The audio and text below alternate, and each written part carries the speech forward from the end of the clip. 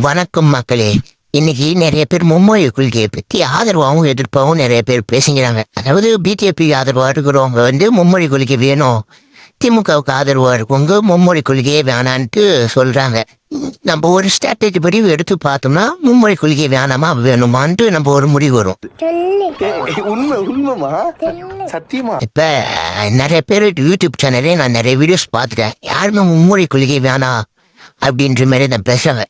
அது ஒரு எக்ஸாம்பிள் நிறைய பேர் சொல்றாங்க.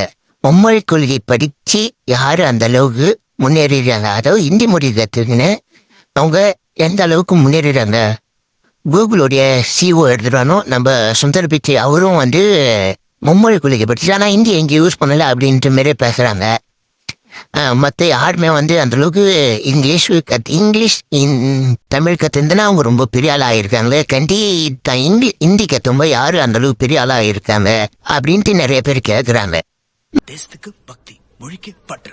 நான் இதை சரின்னு சொல்ல, இது தப்புன்னா அதுவும் தப்பு சொன்னா ஒரு பயம் ஒத்துக்க மாட்டான். நான் ஒரு சின்ன எக்ஸாம்பிள் ஒன்று சொல்லணும்னு நினைக்கிறேன். எப்படின்னா இப்போ இந்தியாவை ஆளறவங்க எல்லாருமே, அதாவது இந்தியாவை ஆளற எல்லாருமே ஹிந்தி கற்றவங்கள தான் இருக்காங்க. அவங்க யாரும் தமிழ் யாரும் கற்றுக்கல. அதாவது நான் தமிழுக்கு எதிராக பேசுகிறேன் யாரும் நினைக்க வேணாம். உங்க வீட்டு பிள்ளையா நினைச்சு எல்லாரும் என்னை மன்னிச்சிருக்கேன். நான் என்ன சொல்றேன்னா, தமிழ் கற்றுக்கணும் முன்னேற முடியாது. தமிழ்நாட்டில் தான் வளரும். தமிழ் இப்போ நிறைய தனியார் ஸ்கூல்லே தமிழ் சொல்லி தரதே இல்லையே.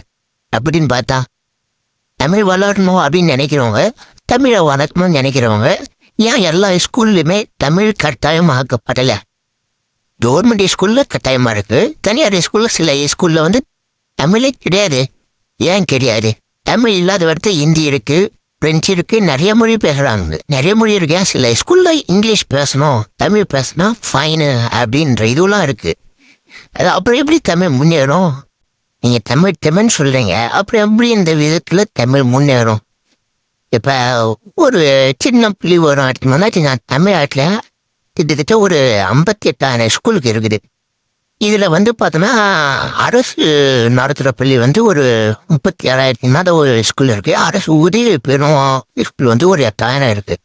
இதில் சராசரியாக 100% பசங்க படிக்கிறாங்கன்னா அதில் 50% பேர் தான் இந்த கவர்மெண்ட் உதவி பெறும் ஸ்கூல்லையும் கவர்மெண்ட் ஸ்கூல்லையும் படிக்கிறாங்க. மீதி 12,000 ஸ்கூல் தனியார் கிட்ட இருக்கு. அந்த 12,000 ஸ்கூல்ல 50% மாணவர்கள் படிக்கிறாங்க. அதாவது 1,20,00,000 மாணவர்கள் இந்தியாவில் இருக்காங்கன்னா அதில் 55 பாதியை பிரிச்சு நம்ம கவர்மெண்ட்டுக்கு தனியா தனியாருக்கு தனியா இருக்கு. இப்போ இந்த அளவுக்கு கால்குலேஷன் டிஃப்ரெண்டையா ஆகுது. அதுவும் 12,000 ஸ்கூல் வச்சுக்கிற தனியார் கிட்ட அவ்வளோ ஃபுல் ஸ்ட்ரென்த் அவங்க காட்டுறாங்க. நம்ம கவர்மெண்ட் கிட்ட கிட்டத்தட்ட 40,000 ஸ்கூல் கிட்ட இருக்குது. அவங்க ஏன் ஃபுல் ஸ்ட்ரென்த் காமித்த முடியல? அந்த தனியார் ஸ்கூலில் படிக்கிறவங்க முக்கால்வாசி பேர் சிபிசியில் தான் படிக்கிறாங்க, மும்மொழி கொள்கை தான் படிக்கிறாங்க. அப்படியே அவங்க மும்மொழி கொள்கையும் படித்து என்ன பண்ண போகிறாங்க? அதாவது ஹிந்தி கற்றுன்னு ஒரு இதுவும் இல்லைன்னா அவங்க ஏன் கற்றுக்கிறாங்கன்னா அவங்க பேரண்ட்ஸை கற்றுக்க வைக்கிறாங்க. அது சுந்தர பிச்சை பேசலைன்னா அவர் தமிழுமே எங்கேயுமே பேசுறதில்லையே. அவர் எங்கே போனாலும் இங்கிலீஷ் தான் பேசுகிறாரு, ஒரு தமிழுமே பேசுறதில்லையே. அப்போ தமிழ் வேஸ்ட்டான்னு நான் கேட்குறேன். அதாவது ஹிந்தியும் பேசலை, தமிழும் பேசலை, இங்கிலீஷ் மட்டும்தான் ஒரு நிறைய இடத்துல பேசுவாப்புல. ஆனால் தமிழும் வேஸ்டிடு, ஹிந்தியும் வேஸ்டிடு. அதாவது இந்தியாவில் வர எல்லா ஒர்க்கர்ஸும், அதாவது குறிப்பிட சொல்ல போனோம்னா இப்போ செக்யூரிட்டி எடுத்துருந்தோம்னா செக்யூரிட்டி ஃபுல்லாகவே நம்ம தமிழால் யாரும் போய் சேர மாட்டாங்க. செக்யூரிட்டியும் சரி, கொத்தனார், அப்புறம் வேலை சித்தாள், இது போல வேலைக்கும் போயிட்டு தமிழால் போய் யாரும் சேரப்போ இப்பெல்லாம் சேரத்து கிடையாது எங்கேயும். அதுவும் குறிப்பாக செக்யூரிட்டி வேலையெல்லாம் தமிழ்நாட்டில் சேர்றாங்கன்னா அவங்க வயசானவங்கள தான் போய் சேர்றாங்க. அங்கே இருக்கிற ஒர்க்கர்ஸ் எல்லாம் பேசணும்னா அவங்க ஹிந்தி கற்றுனா தான் அவங்க கிட்ட பேச முடியுது. அவங்க படிப்பறிவு இல்லாமல் வரானுங்க செக்யூரிட்டி வேலைக்கு. அவங்கக்கிட்ட நம்ம பேசணும், நாம் ஹிந்தி கற்றுக்க வேண்டிய ஒரு கட்டாயம் வருது. ஓகேங்களா? அதே போல் நிறைய பேர் ஹிந்திக்காரனுங்க இங்கே தமிழ் நிறைய கற்றுக்கிறாங்க, நாம் யாரும் ஹிந்தி கற்றுக்காத மாரி சொல்கிறாங்க. அதாவது நிறைய பேர் இங்கேருந்து ஹிந்தி கற்றுக்கிறவங்க தான் நிறைய அது ஜாஸ்தி. அதாவது தமிழ்நாட்டில் பார்த்தோன்னா ஹிந்தி அதிகமாக ஆதிக்கம் செலுத்துது அப்படின்னு நிறைய பேர் சொல்கிறாங்க. அதாவது புள்ளி வரும்படி பார்த்தோன்னா தமிழ்நாட்டில் தமிழுக்கு அடுத்தது அதிகமாக பேசுறது இங்கிலீஷு. ஒரு 20% மக்கள் இங்கிலீஷ் ஃப்ளூயண்டாக பேசுகிறாங்கன்னு வச்சிங்களா. அதுக்கு அடுத்து பார்த்தோம்னா தெலுங்கு. ஒரு 15% மக்கள் தெலுங்கை பேசுவாங்க நல்லாவே. ஹிந்தினா எனக்கு தெரிஞ்சு ஒரு 5% பேசுவாங்க. ஒரு 5% கீழே தான் இருக்கும். அப்புறம் கன்னடம், மலையாளம் இவங்களாம் வந்து ஒரு 10% கிட்ட பேசுறாங்க. இல்ல நான் என்ன கேட்கறேன்னா, ஹிந்தி மட்டும் ஒழிக்கவா இல்ல மலையாளம் கன்னடம் ஒழிக்கணுமா? ஏன்னா இந்திய மட்டும்தான் இவங்க எதுக்கு மாதிரியே தெரியுது. ஏன்னா இங்க தமிழ்நாட்டுல முதல் ஒரே பாருங்க தெலுங்கு தான். அப்படி இருக்கிறப்ப இங்க எப்படி தமிழ் வளரும்னு சொல்றீங்க? தமிழ்நாட்டுல தமிழ்நாட்டை ஆளணும். இதை விட்டுட்டு தெலுங்கு ஆளாயிருக்கு, மலையாளம் ஆளாயிருக்கு, தமிழை அங்க உணவு இருக்குங்க. தமிழ்நாட்டும் போது தமிழ் ஆளணுமே. அந்த ஸ்டேட்டுக்கு அவனும் பேசுறதுக்கு இங்க இது கிடையாது. அதை விட்டுட்டு போயிட்டு அங்க இப்படி பண்றான் இங்க இதை பண்றான் அப்படின்ட்டு நிறைய பிரச்சனைகளை கண்டி தமிழை ஆளணும். ஆண்டானா அவனுக்கு ஒரு வழி பிறகும். சிபிசியில 50% மக்கள் படிக்கிறாங்க, மீதி பேர் இங்க போய் கவர்மெண்ட்ல படிக்கிறாங்க. அதாவது சிபிசியில இருக்கிறவங்களாம் எல்லாம் ஹிந்தி கற்றுக்கணும். தனியார்ல படிக்கிற எல்லாருமே தமிழ் இங்கிலீஷ் மட்டும் கற்றுக்கணுமா? அவங்க மும்மொழி கொள்கையில என்னென்ன சொல்றாங்க? 1லேருந்து 5வது வரைக்கும் அவங்க தமிழ் கட்டாயம். அதுக்கப்புறம் இங்கிலீஷ் ஆர் ஹிந்தி எடுத்து அவங்க ஹிந்தி கூட கட்டாயம் சொல்லல. அது காங்கிரஸ் ஆட்சி இருக்கிறப்ப ஹிந்தி வந்து கட்டாயம் கொண்டு வந்தாங்க மும்மொழி கொள்கையில. ஆனா பாஜக மும்மொழி கொள்கையை கட்டாயம்னா சொல்லல. அதான் மும்மொழி கொள்கையில ஹிந்தி கட்டாயம் கிடையாது.